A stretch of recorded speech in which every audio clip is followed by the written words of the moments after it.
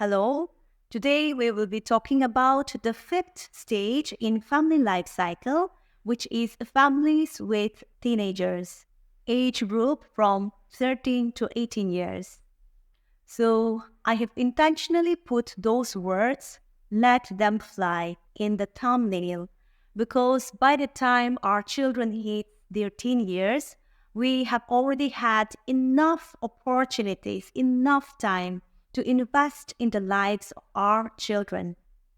In their infant days, those were the times where they needed us to build attachment and bonding.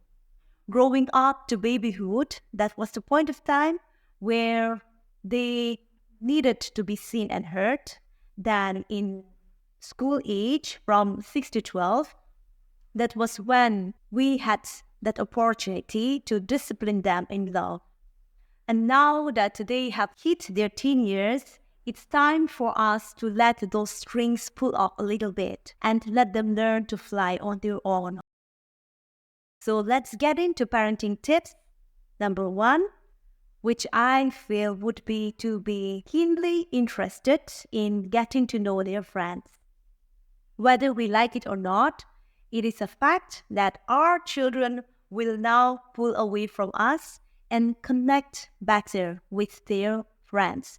They will want to spend more time with them. They will want to share the secrets with them, right? Now they would not be needing us as much as they needed us when they were children, coming to us for every little thing.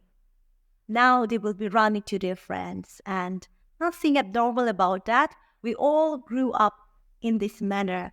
And therefore, I think as parents, the best thing that we can do is to cover our children in prayer and to pray for their friend circle. We often hear and use this adage which says, birds of same feathers flocks together. Now, we will get to know our children from the circle of friends that they have. That will be very important for us. And if we have been building a healthy relationship with our children, I think and I feel that our children will not hesitate to introduce their friends to us and to let us know about their friends. Not like in a friend zone, but of course they would not mind to tell us about them. So if they are telling us about their friends' names, that should be fine. The second would be very much interconnected with the first thing, and that would be to give them personal space and to trust them. Now, by this, what I mean is we know that as our children grow, they will want personal space. And that is a part of growing up.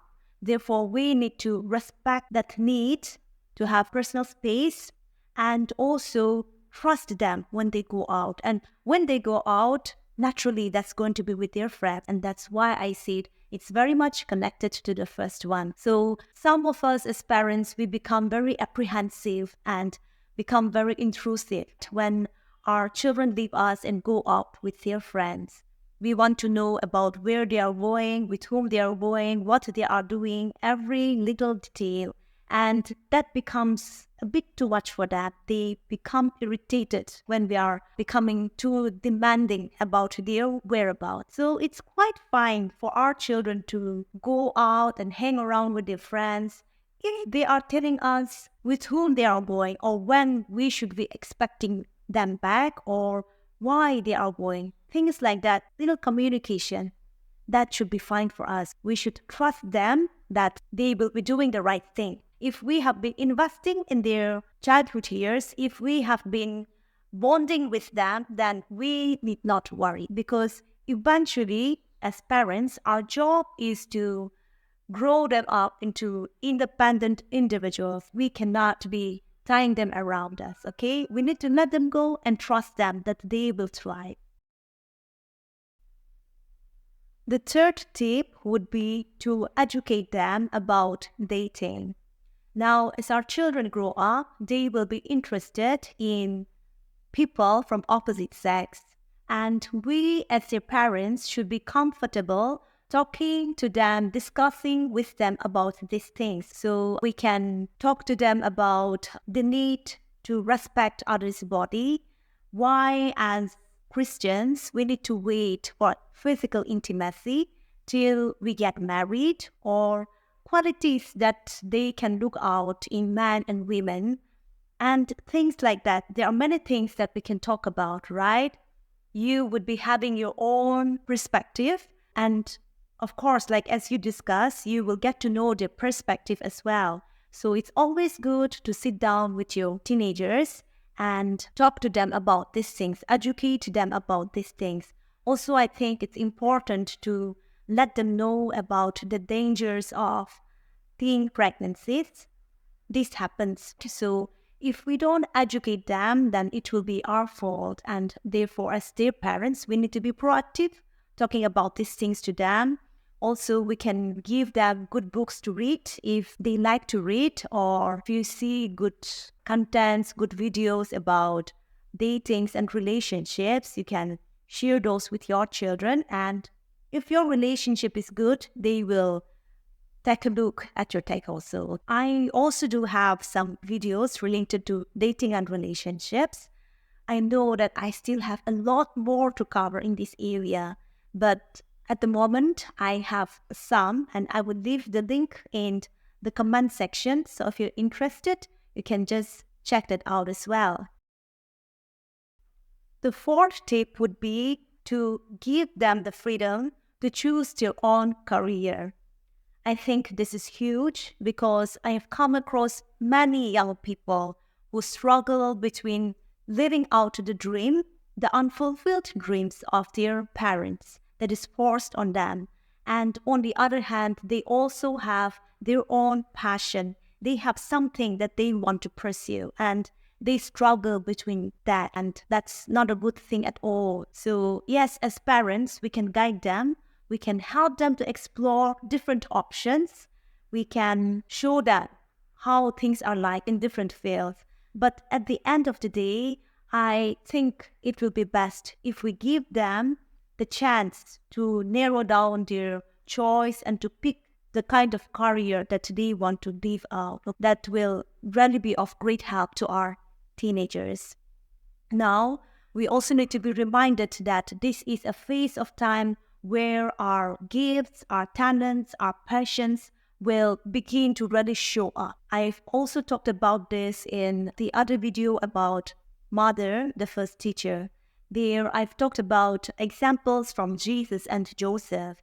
So Jesus, when he was 12 years old, he was seen in the temple because his passion was beginning to show off.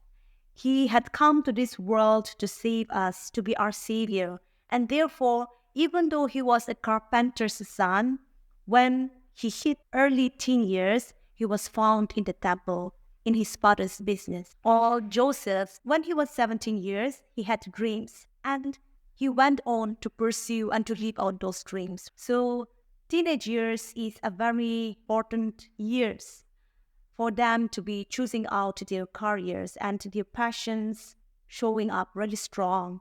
And therefore, as parents, we need to be sensitive about their gifts, their talents, and the area where they will really thrive, and just guide them through that. Let's not force it on them because it becomes very heavy for them. The fifth tip would be to be aware about our teenagers' mental well-being.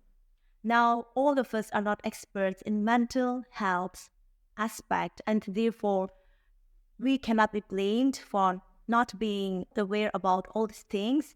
But basically, what we can do or how we can help out is to be aware about their sleep patterns.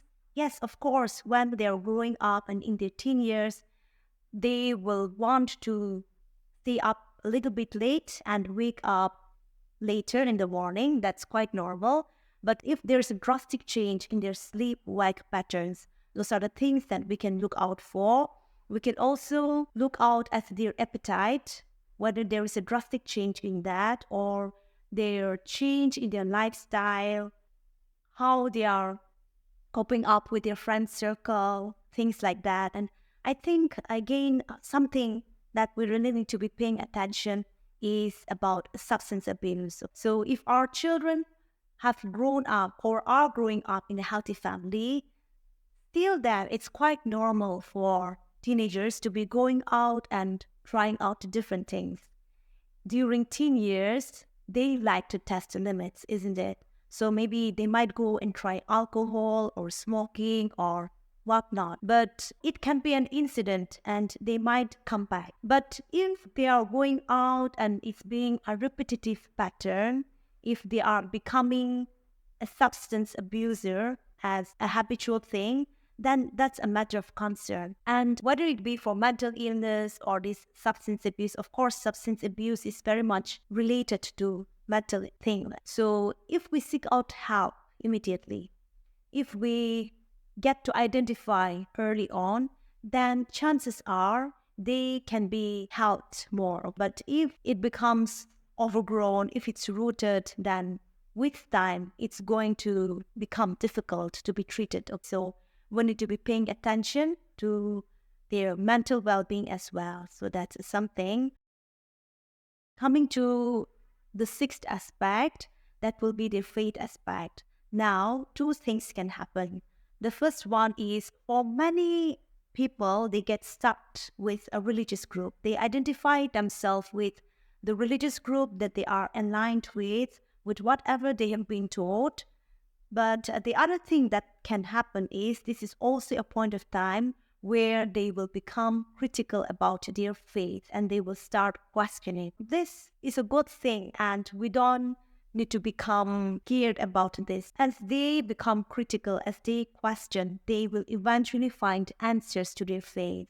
So as parents, we can remain supportive, give them the room to think out loud and to wrestle with their thoughts. So those are the parenting tips. And now coming to couples intimacy, the first thing that I would say is now that children are growing up and you have more time in your hand, you should be more involved in your faith community. Now, this does not mean that you cannot be involved in your faith community while your children are younger.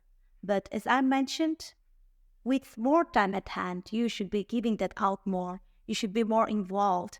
Also, we are social beings and we grow in society, isn't it? So it's good to be connected to your community once again and to give out your gifts and your talents to be of service to others. And this will boost your relationship as a couple as well, because having a self in a relationship is very important. It's not just about being together all the time, doing all things together, but you also need to have a sense of yourself, right? A personhood. You need to have different kind of interest, varieties of things that defines you, that makes you unique, so that you can give out in a relationship and also you can receive in a relationship.